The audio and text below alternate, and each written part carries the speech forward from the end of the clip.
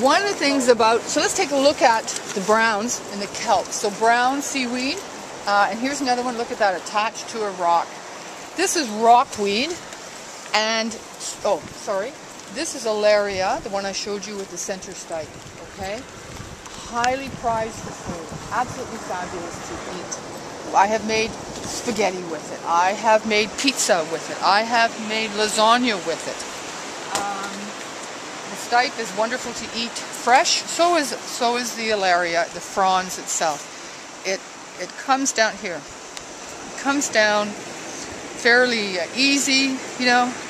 It zips off. I think when you were on the last tour, we talked about how you could take this and layer it and make it to replace, you know, pasta. These are very simple type dishes, but you can do.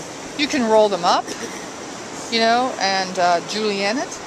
Makes great pasta strips, and I've eaten that over with wild salmon, of course. You know, a few oysters, delicious.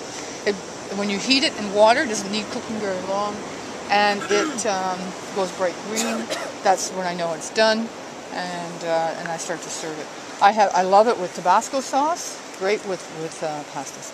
I'm going to try this, and if it's good, let's go for it. It's good, but it's just, and like I said, I'm USDA certified organic. We're the first seaweed company in the world. There's one more coming up in Ireland. And can you imagine going to the USDA group and saying, I don't have a soil to test, and that's what organic is based on, and that you have to look at us in terms of the quality of our waters. And, you know, they bought it. And we've been certified organic now for 4 years. So let me just see, I'm just going to rinse it off.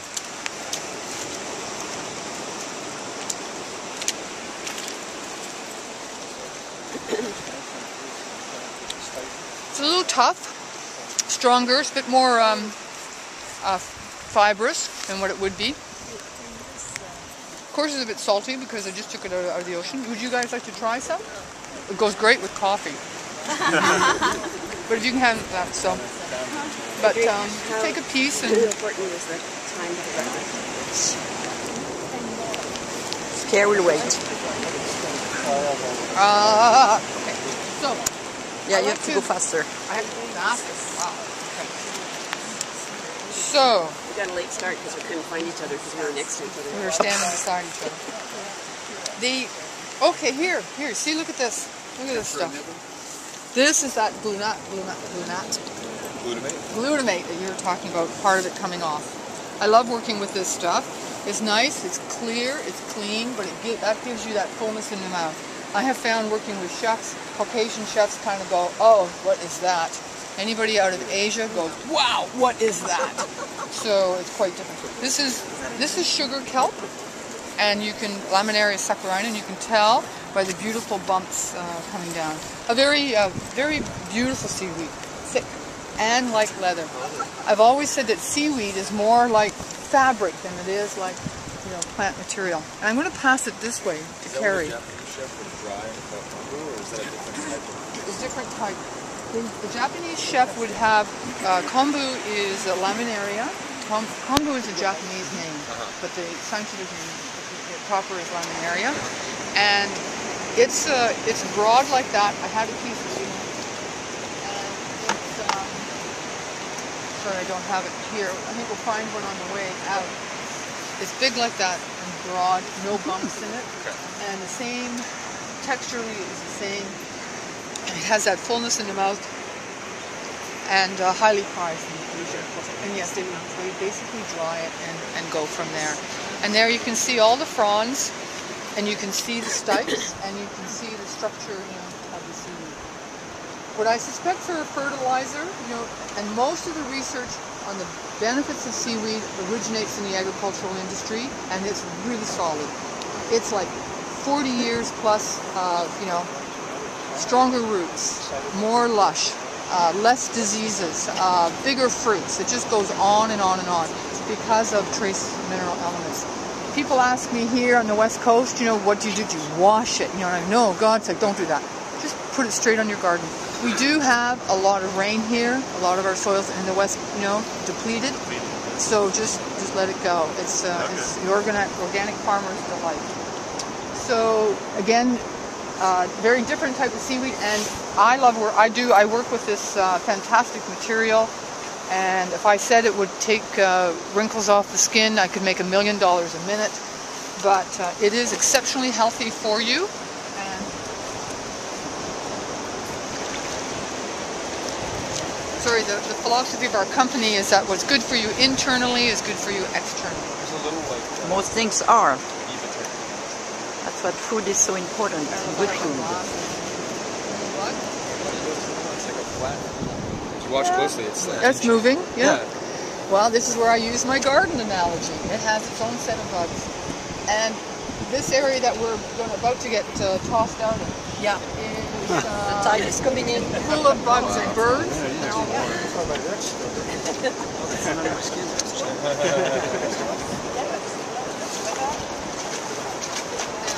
I want to show you this seaweed here because Ron expressed an interest in it. I think those of us with shoes. We're going to move in. Okay. Let's pick up the red, brown. No, those are okay. Okay. Yep. We don't mind taking that, Brian. Okay. Oh, this. Yes, and my cooler. So when you take another one? Okay. You just go in.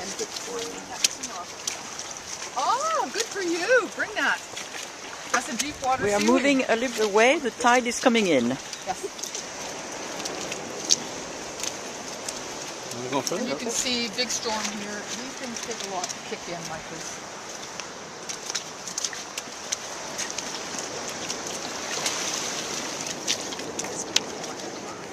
Ron's asking me about bull kelp. This is the classic West Coast, and when they talk about the kelp forest, and when they talk about the kelp highway, and when they talk about BC or West Coast kelp, this generally is the one that they're talking about. There's our rock, hanging on, the holdfast. This stipe is very flexible. It allows the seaweed to collapse in big storms and to rise up. This is the stipe, and attached to it is some green seaweed growing. Here are the fronds, and actually they're quite fantastic. And what you're seeing up there is a band of them. And the theory is that early humans came down, across from Asia, across that Bering Sea by boat, or some kind of flotation, and sort of clung to these, coming down the coast. This is someone said, okay, if you were stuck for some air, can you open this up and breathe it and survive underwater? And no, I wouldn't try that. But you can make very good relishes and pickles.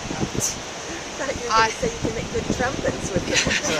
I was just to say, I have seen some of the big North American phycologists, those characters who study seaweed, pump holes into this, hold it up, and play some music. So it's great.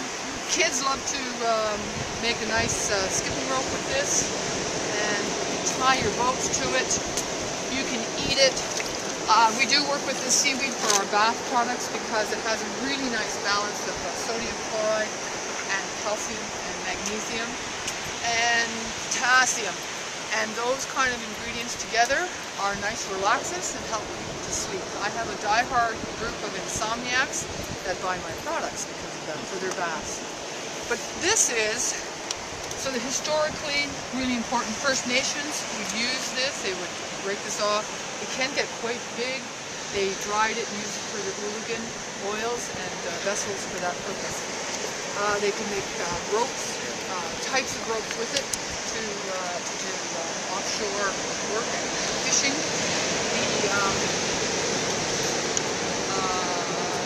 And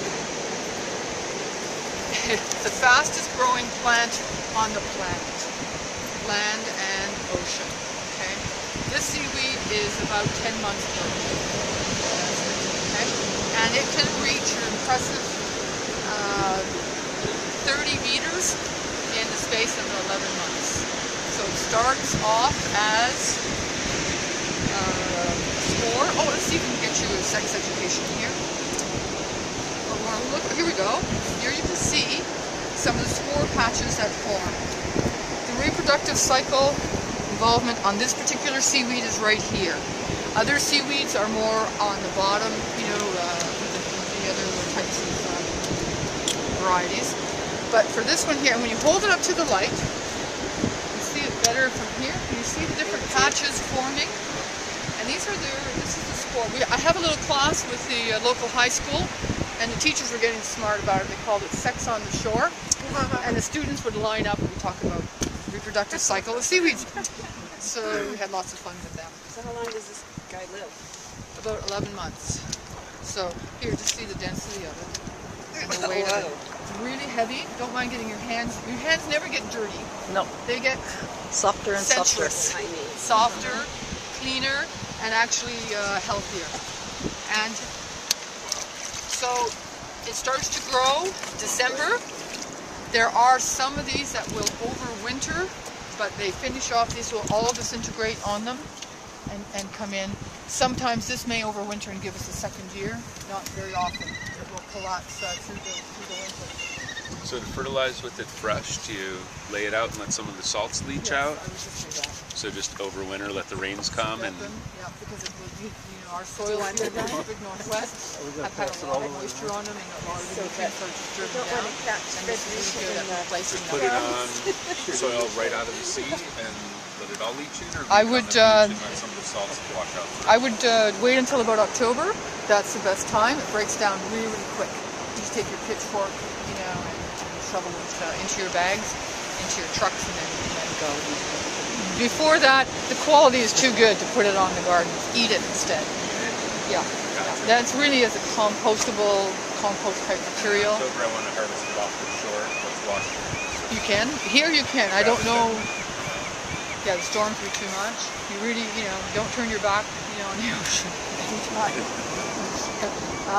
Yes. So that's one of the big giant kelps. Here's another one here. Carrie's watching the clock. This is a tiny little. This is quite a deep water seaweed. It's 9:05. You can go. Let me know when you want to leave. But here's again. This is just a really small little piece. This is Macrocystis. It's also known as the giant kelp. And here we go. Look at this. So you can see it growing. That's how it breaks off. That's how it develops. And you've got a very nice little example of the growth of the seaweed.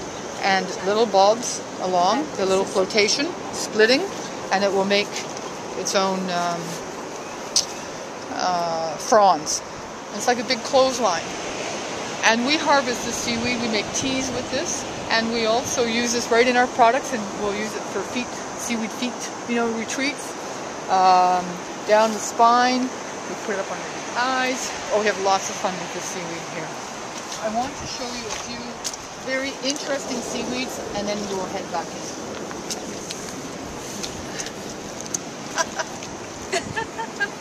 I am being very patient. These are the reds, and they're the where's Ron? There's the rhodo side. They're stunningly beautiful. They're quite exotic, and again more like fabric than they are. And on this one here, you can see that blue iridescent look to it. And I must say, I have lots of people who come up and they see the blue flashing and they go, "Oh, so wonderful here. Too bad you have oil in your water." And here we don't yet. We don't have that problem. And I keep saying yet, because our oceans are we're in trouble. Yeah. So you'll see the blue. Feel the texture of it. It's really cool. It makes a fabulous little scrub. The smooth one, I do enjoy eating. It has a nice fermented taste to it, and like a plum. I've had Japanese students out here with me, and oh yeah, take it. And they sample, and this is what they were telling me about. And I'm sorry, I couldn't find one this morning. Here's another red one. This is Mastocarpus, and again, very bumpy, very cool, fun, nice for the bathtub. Eating it, I don't think so. I wouldn't eat that one either. Part of it, not because it's none of the seaweeds here in the West Coast are poisonous. The gag reflex can kick in pretty fast, but for me, it's the logistics of getting it clean. You have a little bit of sand, you know, or mud in it, and you can't guarantee that given this environment.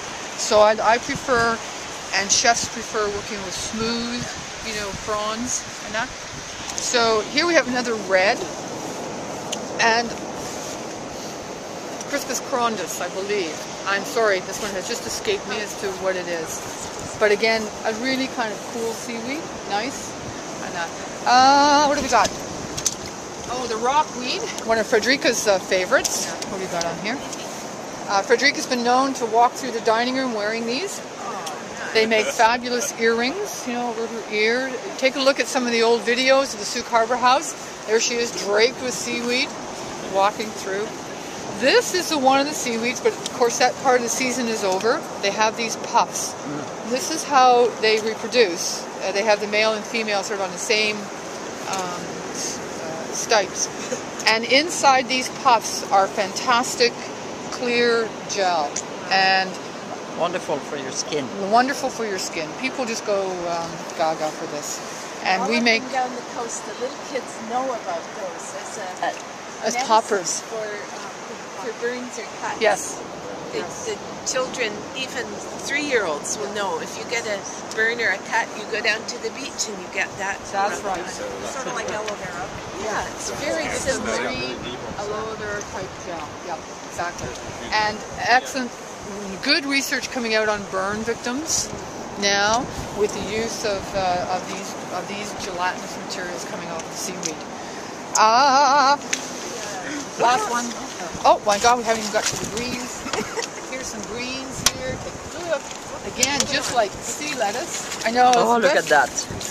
Nature is amazing. Isn't that a gorgeous piece of seaweed? This is That's a piece of art.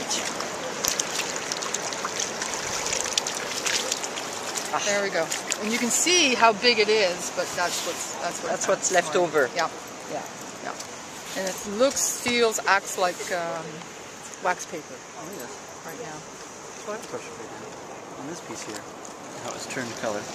Is that the beginning of the... That's part of the spores. Okay. Yeah. I wasn't sure if it had been maybe just overlapped in just sunlight or something. So when you see seaweed in varying breakdown, it's finishing up.